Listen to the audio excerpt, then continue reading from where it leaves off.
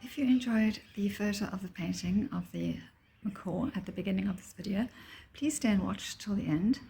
So the first step in any paint is usually drawing on the sketch. And I say usually because often I don't first draw on the sketch, often I do the background first, and then I paint on the sketch with a paintbrush and not with a pencil or crayon or charcoal or any other medium. But in this case, I've decided to do the sketch first, and then I'm going to paint on the background, because the background is going to be a colourful background, but in very pastel colours, because I don't want the background to compete with the macaw. And also because although I've only sketched in a little bit of the forest and the trees, there will be a lot of leaves around the macaw, a lot of trees and green foliage, so there mustn't be any competition for the star of the painting, which is the macaw. And I've chosen a scarlet macaw because they are very sweet and pretty. I mean, they all are, but this color combination particularly appeals to me. And also because the canvas is 50 by 40, I think, and in reality a scarlet macaw is actually 80 centimeters, can be up to 80 centimeters. So that would be almost double, the size of this canvas, and I didn't want to do such an enormous one. I think this is pretty large as it is, but that was my reason for doing it this way, because if I had chosen a bigger canvas, I would have been able to do more than one macaw, and then there wouldn't have just been one macaw that was the star of the show, and the bird would have been bigger, and maybe then I could have had a more colourful background. But anyway, that's irrelevant for the purposes of this video. That's the diagram or sketch, and it's just very, very simple, very basic, because I don't want too much detail in my sketches. I know once I start blocking in, you're not going to see any of it. I'm not going to see any of it. So I'm doing the macaw in magenta, and I've got 4 colours on my palette: just magenta, cobalt blue, primary yellow, and violet grey, and the 5th colour white, which is I'm going to blend with each of the other colours to make a light patchwork background. So the macaw is just going to be blocked in one colour, although he will later turn many other colours, but pity to ruin my diagram. So I will try to,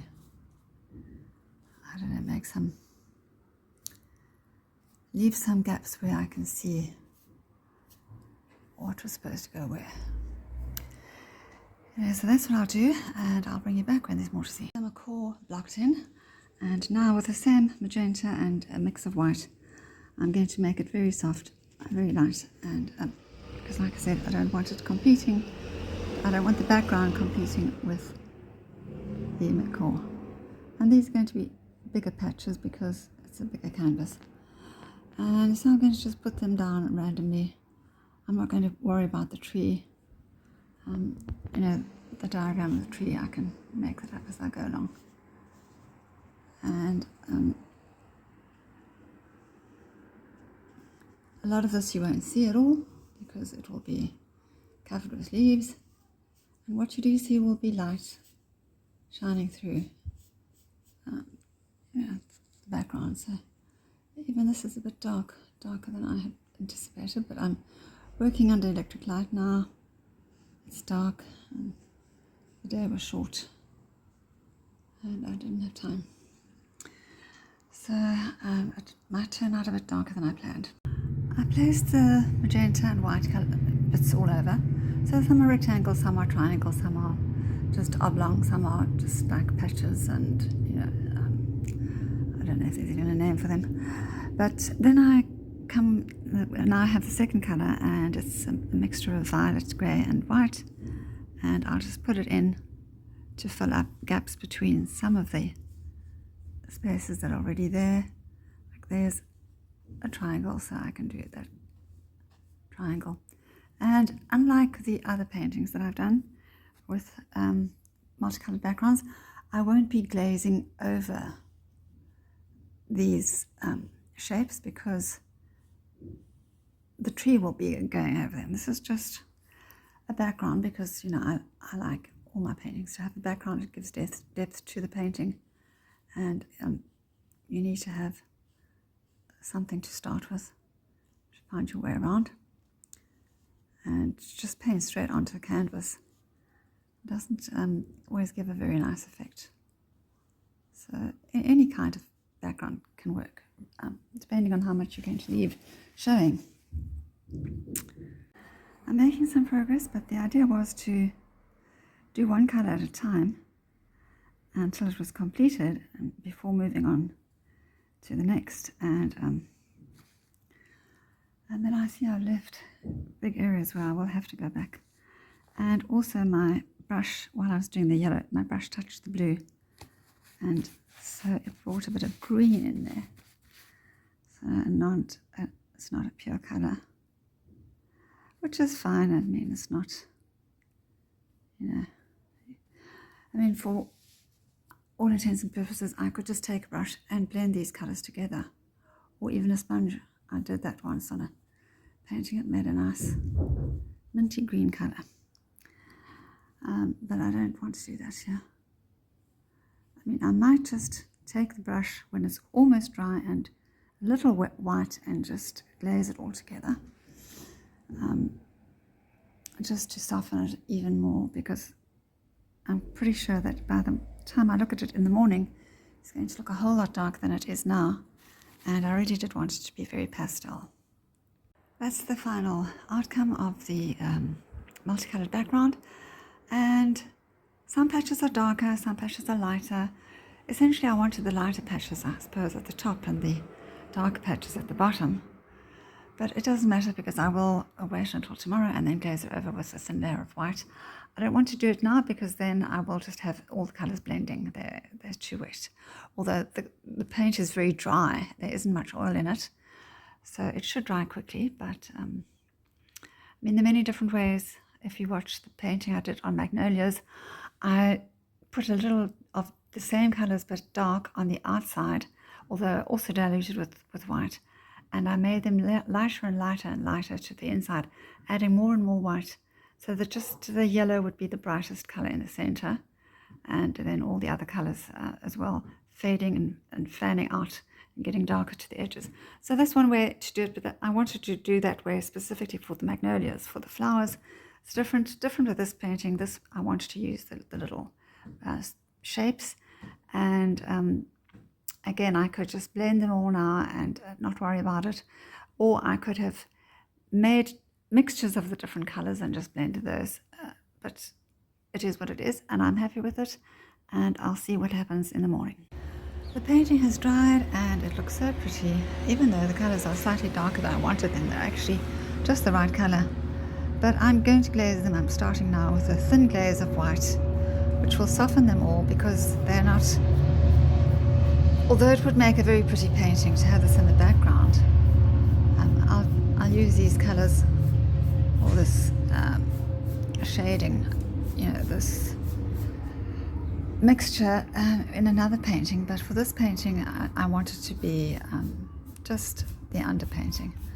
It's going to be covered with foliage to be a more realistic painting, more realistic abstract. So the bird, I think, is looking very pretty in his magenta, but of course he's going to be scarlet and some other colors, and he could be sitting on a patchwork quilt or blanket, but he's going to be in the trees. So I'll put more white, or slightly thicker white, less diluted at the bottom, because the bottom colors are a little bit darker than the top. Step 1 was drawing the sketch. Step 2 was blocking in the macaw. Step 3 was blocking in the background. And step 4 was covering the background with a thin layer of white diluted with linseed oil. And that just unified all the colors. And you will see that I deliberately put yellow around the head of the bird, so that even if there's green foliage all around him, there will be a bit of a yellow glow around his head. Of course, I will probably add a different yellow to that, but that's just the basis. So now I have a small filbert brush, and I'm going to start putting on the reds. And I have a variety of different reds. I have cadmium red deep, cadmium red medium, and then the vermilion red, which is a very lovely soft red, which I'll put on the top, right at the top of the bird. So I'll just show you a bit. The filbert brush is at this, it's not the smallest, it's probably the second smallest that I could find, but it's the smallest that was in this pack. And the next brush looks more like a round brush than a filbert. So it's a size 2, and I'll start with the tail, and I'll just lay down the feathers like that, one over the other. So depending on how it looks, I may need to come back and do a layer of cad red medium over these layers of cad red deep.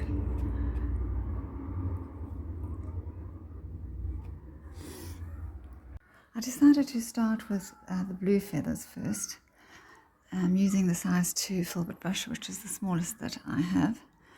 And I'm going to start just by placing the brush down like that, so that the tip of the filbert forms the edge of each feather. And I may need to do a few layers to get the exact look that I want. But this is cobalt blue, it's a dark,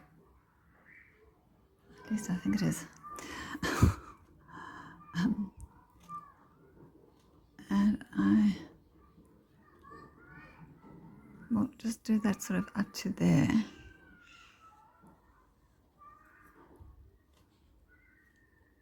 And then I will do this will be blue and that will be blue, and then I'll start with the other colors. I've painted on some of the blue, not all of it, because I'm going to go over with another layer of blue over those feathers to give more of that feathery look that I'm trying to achieve. And then I added on a little bit of green, because the green is just around the edges of the yellow. And now this is it was an emerald green. This is a yellow, cadmium yellow, which is transparent. So I've added some white to it, which will make it a bit less transparent, more opaque, and a little brighter. And the yellow kind of overlaps the green, and there's not a lot of yellow in this bird. He's mainly a red macaw. So sometimes I'll use the side of the brush, sometimes I'll use the flash of the brush, depending on what I'm trying to achieve. But I can see that definitely another layer will be required, probably for all of the colors. So that's as far as the yellow will go. And I did a dark color as the background, because I wanted there to be some contrast, but I don't want too much of the magenta to show through. Now I'm starting with a cadmium red deep, and again I'll go over the yellow just slightly, so it kind of looks a little orangey there. And again I'll leave some gaps before I put down the next. Just want to lengthen them a little bit. So I'm going from cadmium red deep, and this is still the deep, and then I'll use the cadmium red medium, and then last of all on top I'll use the vermilion, which is a lovely lighter, softer red. So I'm just doing this like this to get more of that look that I want.